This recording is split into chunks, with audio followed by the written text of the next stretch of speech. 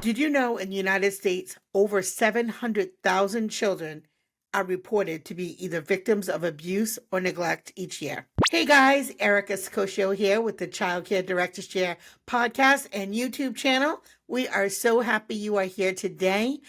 Today's topic is one that is very important and needs to be talked about, although it's not an easy conversation. We are going to talk today about how to keep kids safe and sound and empower children against abuse. Did you know in the United States, over 700,000 children are reported to be either victims of abuse or neglect each year? This is a heartbreaking statistic, and it underscores the importance of why we need to be vigilant in our classrooms and outside of our classrooms, and to have education on how do we protect our children. Are you equipped with the knowledge that you need to keep them safe? I don't know that I am. So I wanted to learn more, and so I had the privilege of meeting Kimberly King at a Connecticut Association for Education of Young Children's Conference. God, that's such a long title. But I had the privilege to meet with her, and we talked a little bit, and I just thought, wow, what a great guest to have come on the show and talk about it. Because, we talk about so many things, but this is not a topic in 280 episodes. I can't even believe that's how many we have out. 280 episodes in 1 year. We've never, not once, talked about this. So we're going to talk about it today. You can't escape it. It's on the news daily. It doesn't matter. Poor, middle class, upper class, child abuse is there and it's real.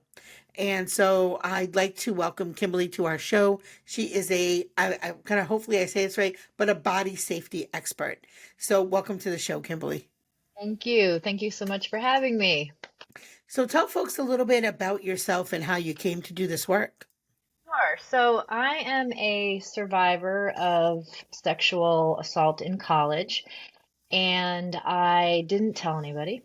I didn't report it. My mom told me not to because I had had a couple of beers and she was like, no one's going to believe you. So I let it go. But I ended up diving into the work of sexual abuse prevention and volunteering in that space as a young college student. Fast forward to having kids, and I had 3 kids, and one night went into labor, military husband deployed, and so my neighbors had to take care of my kids. The two boy and girl that were they were like 4.5 and 6. And so I went about my business trusting my neighbors. And I did have the foresight to tell my kids just one little thing about like preventing this type of thing was that if anybody ever tries to touch you or in your private part areas, that's a red flag and you need to tell me right away. Say no and tell me right away. So this night that happened, my son was getting all these, I guess, body boundary violations from his friend. And he kept trying to do the right thing. He even went and told the mom. The mom sent him back to the room. And then he ended up making a strategy which kept him away from the friend. He couldn't call me. He was 4.5, and this was like in 2000 and I think I don't know 6 or something. So it was a long time ago. So he put himself in the bathroom, said he was sick, kept himself safe. In the morning, he told me when I came back to pick him up after the baby and everything, he told me right away. And so this triggered a lot of thoughts and trauma for me, but then it made me take action. So we started journaling. The journaling turned into a book, which is the I Said No book that's this book.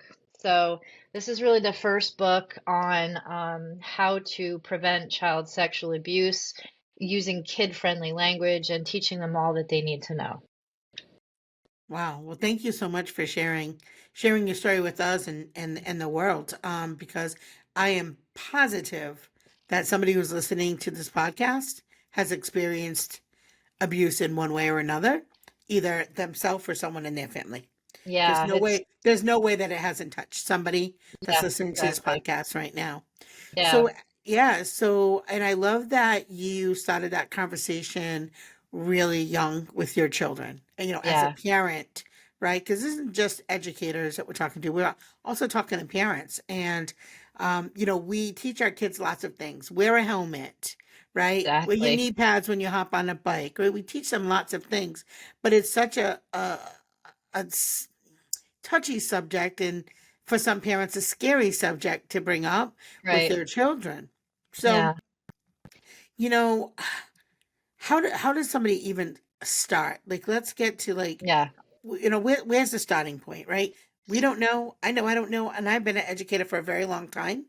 And I will say that I have family members, very close family members, who have been touched by sexual abuse. Well, one thing to start with, I think, for all adults is to learn the statistics and the facts around it. So, what's startling to me, and this is all based on reported cases, so we really don't know, but 1 in 4 girls and 1 in 6 boys will be sexually abused before the age of 18. 90% of that comes from family members, cousins, siblings, people in that inner circle of trust, like that they just trust with no doubt. So there's that. And when we start to learn how abuse happens, we can get ahead of it and prevent it. So when I'm talking to parents, I think one of the most important things and teachers too, one of the most important things I tell them to do is learn as much as you can about it so that you can reduce the risk. One thing parents can do, and teachers as well at school, is make sure that we have a body safety plan. So starting from 2 years old, like as soon as your child can understand language, you can start by narrating a diaper change and talking about the names of the private parts. You want your child and your students to know the names of those private parts. You want them to know the anatomically correct words, because when I was a brand new teacher, I got a report about 3 weeks into it where a little girl came up to me and said, my dad took her cookie. And I was busy, when you're teaching and you got 20 kids around you, I was like, oh, well, tell them not to take your cookie. And I just I didn't even think twice about it.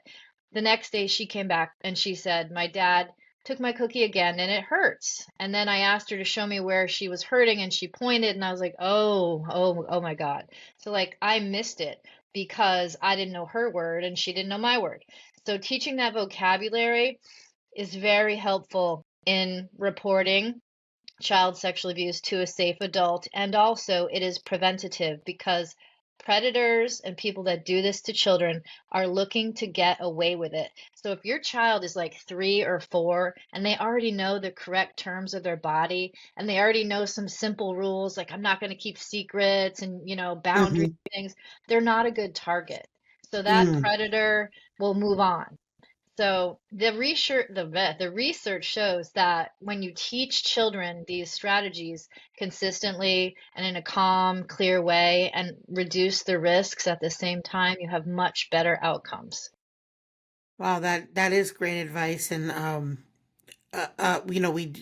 we incorporate language every day in our toddler classroom, so just making it more natural. Yeah. Yeah, and people have it's the grown-ups that have the adults, the Yes. adults have the hang-ups about the words. Like it should be okay to teach a child like their ear and also what a vulva is. And so like it's just our hang-ups. They have no connection to the words other than it's a body part. And we go from there, after we teach the vocabulary, you can teach your kids all about, simple safety rules like consent when you're giving a bath or, when you're at school and, you're trying to get your little toddler to get their coats on, instead of just doing it for them, start asking, say, can I help you? And like model that consent Mm. language. That's really important in the early childhood setting and with young kids at home too. So kind Love of it. it can happen organically. You don't Yeah. really have to get into all the on the weeds of it because it can happen, very organically that way. What are some common signs that a child may be experiencing abuse, Yeah, and that's a good question. how can we recognize it? It's a really good question. So you have to think about the situations where your child is alone with another adult. That would be like the first thing I would start thinking about if I was worried that my child might be having something going on. But the actual signs of sexual abuse, there are often no signs. So then you have to look for behavior. Physical signs are rare, especially for younger children, but you can look for like a diaper rash that won't go away, bruising in the private areas, the genital areas, like weird infections you wouldn't expect a toddler to get, a toddler peeing all the time, or a toddler being scared to be around a certain person.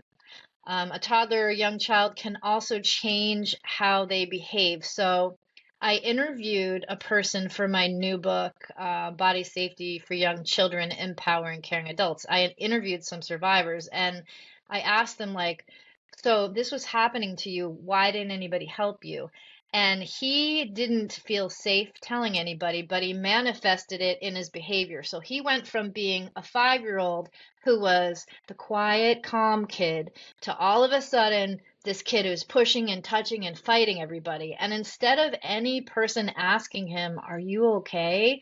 Is something going on?" They kept sending him to the office. He got suspended. He got detention. Like, this is just like not even asking the question. Sometimes you actually have to just say, "Are you okay? What is going on?" So there are lots of, kind of vague signs, and a child is not gonna just come out and tell you, my uncle is touching my private parts. They probably will do something more along the lines like, "I don't want to go see my uncle. I feel sick. I have a stomach ache." Like that avoiding behavior is something we can see first. But if you are training your kid in body safety and you are teaching them to raise a red flag and tell mom or tell dad if anybody asks them to keep a secret, if anybody tries to give them presents without parents knowing, if anybody makes them feel unsafe or uncomfortable or touches them in any way that they don't like, they should tell you. They should raise a red flag and tell you because you're that safe adult. So if you start that training early and you use scenario-based language, like practicing, well, what would we do if you were on the school bus and somebody said, "I dare you to pull down your underwear"? What would you do? Like just start generating kid-based reality situations and talk through them with your kids and have them learn how to figure those problems out themselves and support them. All of this stuff about body safety and, not keeping secrets and the difference between what a treat is and a bribe is and all the things you need to teach them, you can do it very gradually. And when you do, those conversations that come later, like for the 10 and the 12-year-olds about when we have to talk about sex, these conversations become easier because you've started early. So, Oh, yeah, that's great advice. Um, and I would say, gosh, I can't even. My kids are older now. I can't even remember having some of these conversations with my daughter. I did have these conversations more so with my son, yeah. which I want to go. I want to go back to the statistic that you said. Hmm. Can you go back to the girl Yes. versus boys? So it's one, and this is based on reported cases. So it's Mm-hmm. 1 in 4 girls and 1 in 6 boys are victims of child sexual abuse before they're 18. So that means that if you have a classroom of 20 kids, there could be 2 kids that are being groomed by somebody, Mm-hmm. being abused by somebody.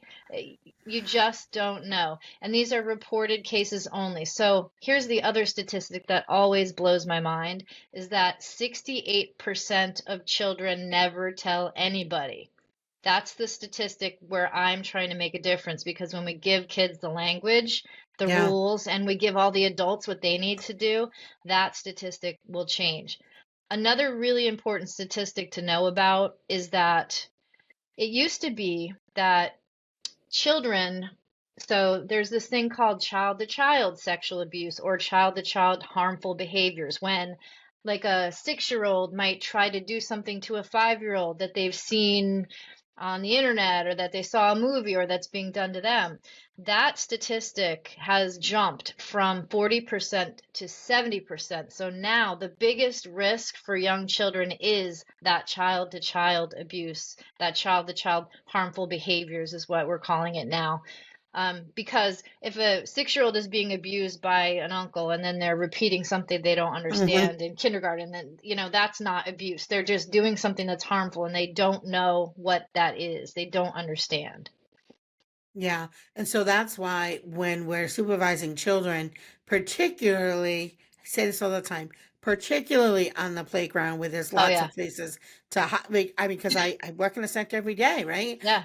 Where in the bathrooms, where there are opportunities Right. where you can be alone, not be seen. I mean, it can happen anywhere, but I would say I'm gonna beg to say probably doesn't happen quite frequently at circle time when the teacher's sitting right there, Yeah, right? exactly. So you that's so true. So you got to sort of like scan your playground and scan your Mm, classroom, and you want to be able to see everybody at all times. So like if there's a playhouse in your mhm, classroom that has a door and windows and can be closed off, you got to get rid of that. If there's bookshelves that make like a nook and like you just can't see, something can happen very quickly that can really make somebody feel uncomfortable. Outside in the playground, I remember the last year I taught preschool, we had a preschool streaker. He just took off his clothes and ran, mhm, and everybody was freaking out. It was, oh God. I mean, kids do wild things, and some of this stuff is just normal wild child behavior, and the kids just mhm. don't know the rules yet.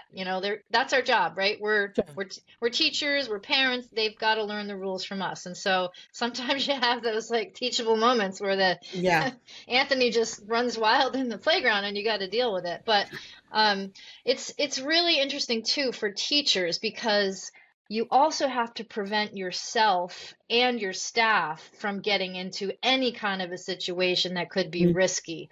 So I tell teachers like, okay, let's say we have a potty accident. I want the parents of my class to have practice potty accidents at home and make sure their kids can like take off their dirty clothes, clean up, put the clothes back on, and like try to work towards that so that I really don't have to do anything. I don't, I can just like watch and supervise and, give them privacy and coach them. mm, But if that's not available, I won't even help a kid unbutton their pants. I always have another adult with me if I have to help another child. So that's one way to protect yourself if you're a teacher. And then the other thing that is a new risk right now in daycare centers and schools and everything is cell phones. So teachers and assistants who have cell phones in the room, they really can be used for harm. And there are a couple of cases recently where there was a preschool teacher filming children and then using AI to manipulate images and share these inappropriate things. There was also a case up here in Connecticut about a YMCA person looking at child sexual abuse material while they were working with children. So geez. it's the people that do this stuff. They don't, they come in, they groom everybody, they are well loved, respected assistants or teachers or whatever, and they have their phones, and you just assume they're not really doing anything with their phones, but they can be taking pictures, and even taking a regular picture of a child is not safe anymore. Like posting pictures on your websites is not safe anymore because we have AI and we have predators and we have chatbots. And those three things come together, and predators are actually grabbing photos of children's faces off of Facebook, off of preschool websites, off of your social media. They take a picture of their face, then they use AI and use that face and put it on an existing child sexual abuse material. And then they share it in their dark, disgusting circles. So your child becomes a victim without you even knowing it. So it's Wow. like that's a really important thing. I think like one that many childcare centers and schools Hmm. don't really know. I mean, I know this because I just went to a conference called Child Exploitation and the National Coalition to End Child Exploitation, and we talked all about how predators are using technology to abuse multiple victims. So it's something to take a look at. Take a look at your Yeah, websites. Take a look at how you share photos. that's definitely very good information. Um, how can children identify who they can trust and feel unsafe with? That's a really Right? good Because question. because like you said, like Yeah, very often it's somebody that they know and trust and right. have known for a while. So how do Yeah. they figure it out, you know? So what I do is I work with a lot of parents like teaching them how to do this privately or in groups. What I say is teach your child that the safe adult is a person that would come in an emergency, that would never ask you to keep a secret, and would never break a body safety rule. If they are those three things, then they are probably a safe adult. But you can't make a list and say like, well, Uncle John Yeah. is a safe adult and the fireman is a safe adult and the police you can't the EMT you can't make those lists because every day if you follow this topic like I do, there's an EMT person who abused a person in the ambulance just like the stories are disgusting. So you have to focus on like how your child feels about that person and then ask those questions. A really easy thing to do for preschoolers is make like a little, and I have some, I could send you some. I have a little sheet that says my green flag people, and they will color in a green flag and then write the name, like mom, whoever it is, right? And then a couple days later, after reading the I Said No book, I might say, do you have any red flag people? And it doesn't necessarily mean that they are sexual abusers, but like, who are the people that they're not so safe with? And when I did this with my kids, one of my brothers came up as a red flag person when my son said we were doing this little activity. My son said, do you know why? I said, why is he a red flag person? And he said, because he drives too fast and he went through a traffic light. And I'm like, oh, okay, well, that's not safe too. So you can learn some things by sort of sorting the people that make you feel safe, and that would be like a green flag person, and then the Sure. people who don't make you feel safe, and then you can explore that further. It can sometimes lead to a different conversation. Okay. Um, are there any specific skills we can teach children to help them recognize and respond to dangerous situations? You did mention one, like keeping yourself safe, pretending you're sick, going to the bathroom. Are there any other ones that come to mind? So for young children, we want to teach them the body safety rules, which are like pretty simple. They're in the I Said No book, but basically no one can touch their private parts. Nobody can touch, tickle, look at their private parts. And they can't do that to anybody else. That's a Mm, big rule. Nobody can ask you to keep secrets. They're the boss of their body, and they have the right to say no to all touch. So for younger kids, you want to break the rules down to like maybe two or three rules.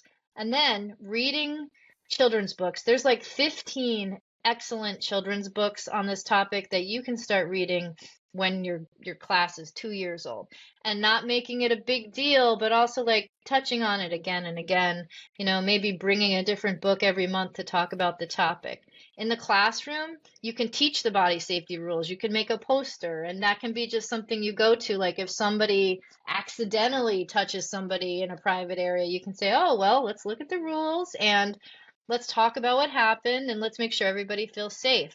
One really important thing in the classroom is that we have to have a system for kids to be able to tell us. So, when you're so busy and all these kids are coming at you with questions and Miss King, and all of that, sometimes they think you're too busy to even receive such a report. So I used to make a little red flag that they, like, if there was a 911 problem that they needed help with right away, it was like if there was a fire, if somebody hit them, or if somebody touched them in an unsafe way, they would give me a red flag, and then I would just drop everything and deal with the red flag. That's something you have to teach, though, like teach yeah, the rules, teach the system.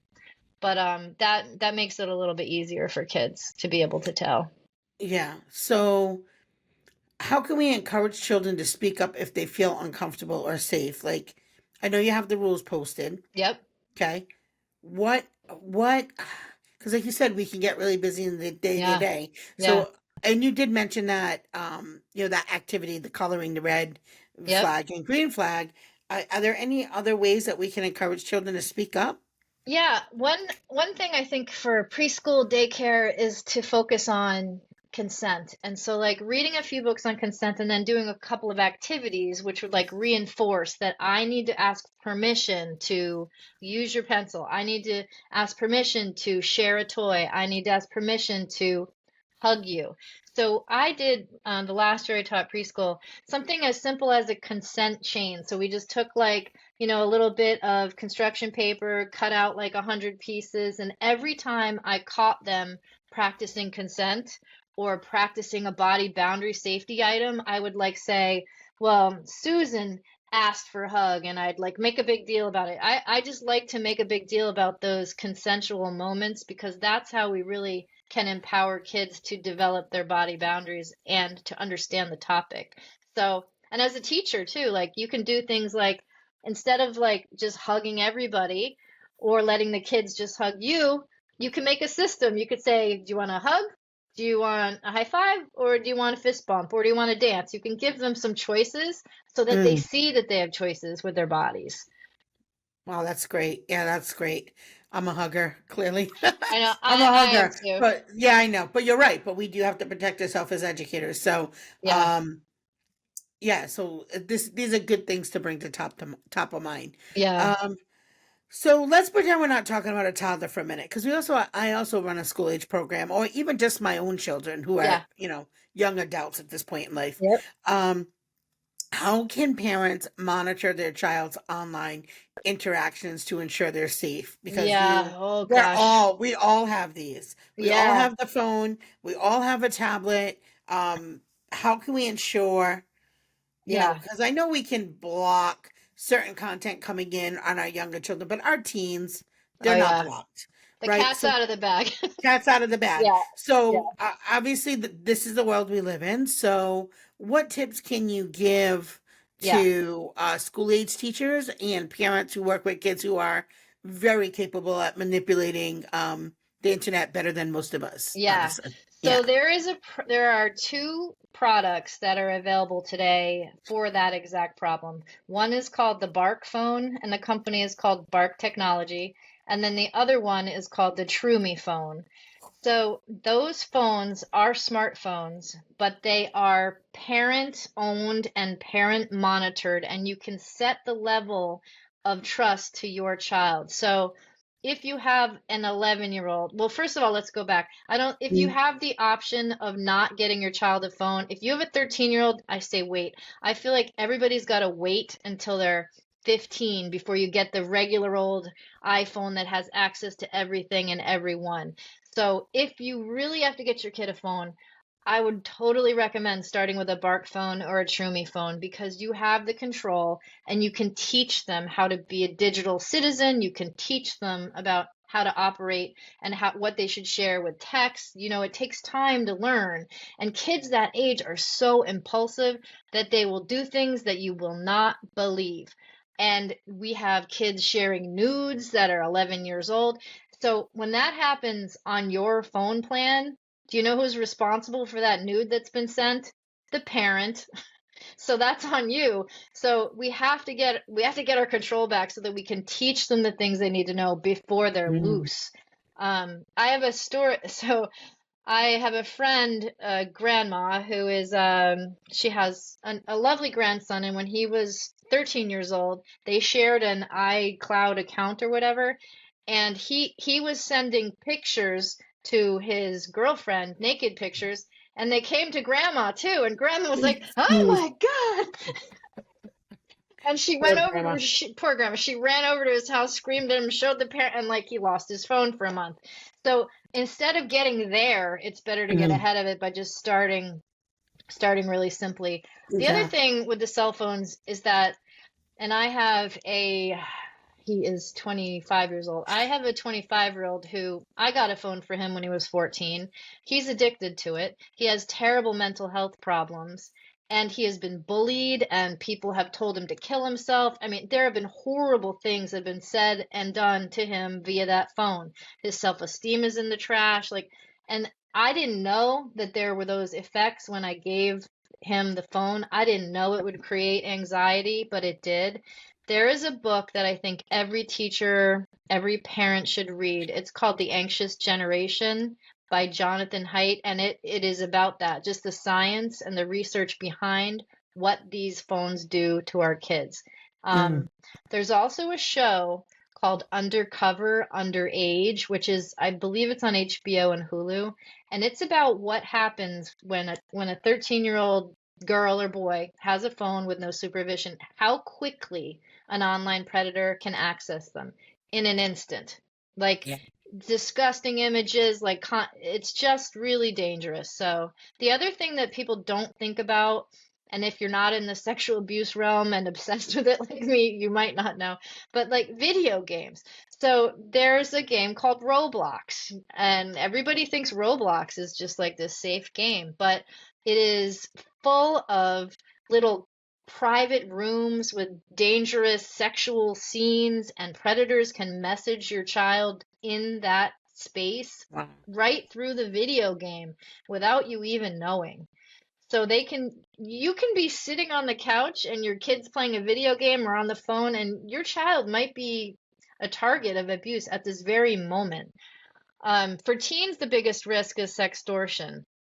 And that is so there are predators, actual criminal groups that target teens to get them to send naked photos. And once the Mm-hmm. photo is sent, they blackmail the child. They say, well, if you don't pay us $5,000 by tomorrow, we're Mm-hmm. going to share this with your baseball Mm-hmm. team and your whole school and Mm-hmm. all that.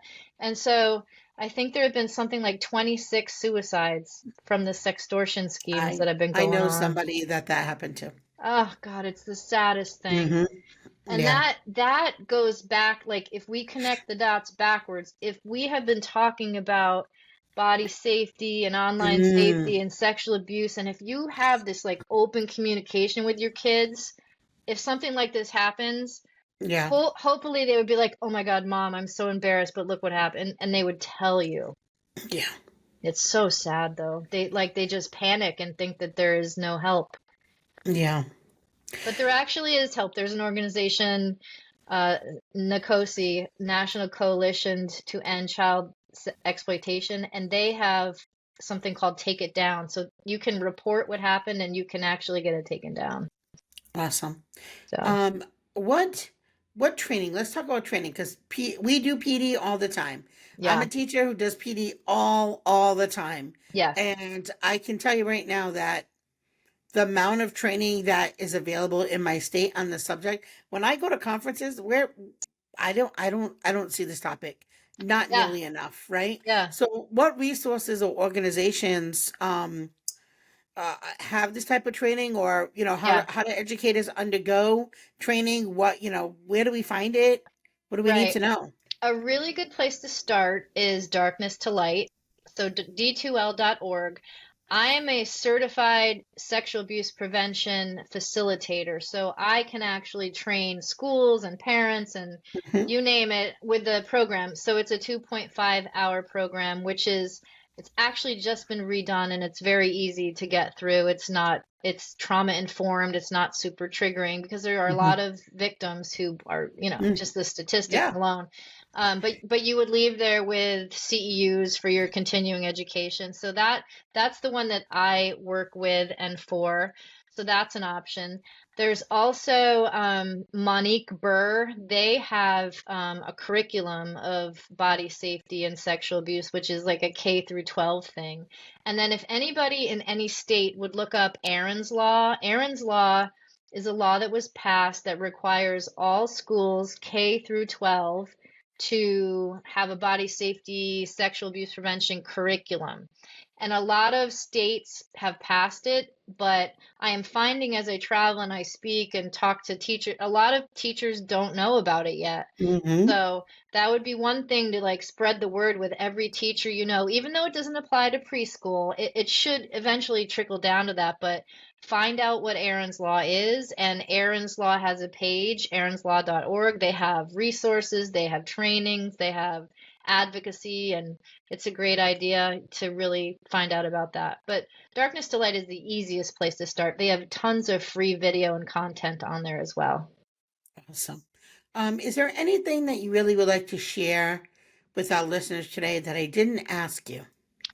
Sure. I would love to share my book, which is kind of like my passion. So this is the book I wrote for this problem for parents and teachers so that they can get on the same page with this because the kids once they go to school they're spending like 80% of the time with the teachers, so there is this huge way to communicate with each other to protect children by being educated and empowered, by reducing the risks, and by sharing resources with each other. So when you have that partnership with parents coming from home and from school, you're like multiplying the protective factor by like 1,000. So like we really do have the ability to prevent this. And it actually, the statistics say that when programs are instituted and parents and teachers work together, 95% of this can be prevented, which is a huge number. That is an incredible number. So how many pages are in that book? Yeah, it's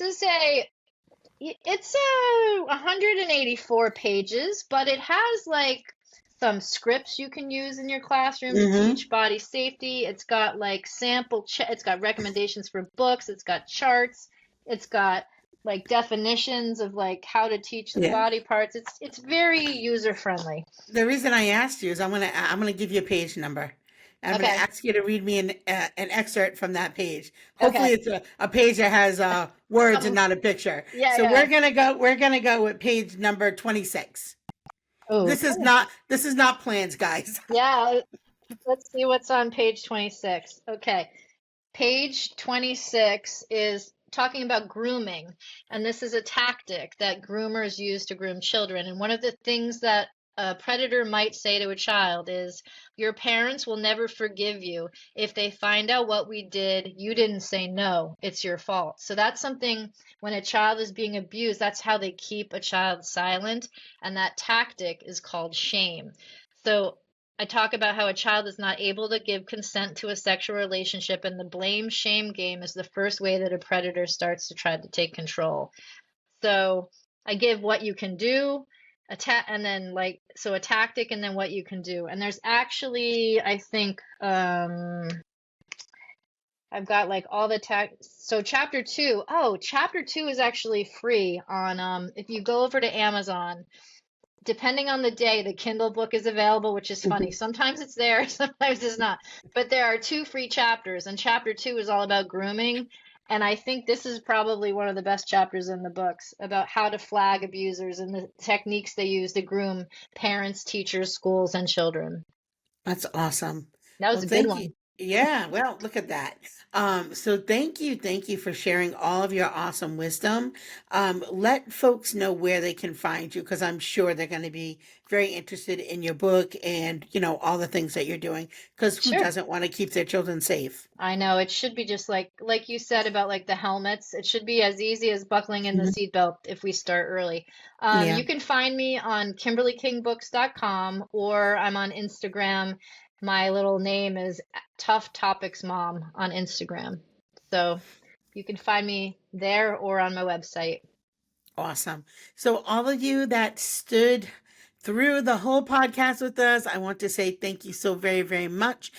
If you have not been part of our new newsletter, please sign up. Go to our website. I was going to say the wrong thing. Childcare Directors Chair Podcast .com, or follow us on Instagram. But we are so happy that you joined us today. We love to welcome you into our community. And if you're somebody who tunes in every day, thank you, thank you, thank you. I love you. I say it every day, and I'll continue to say it. So that's all for today. Have a great day. Bye.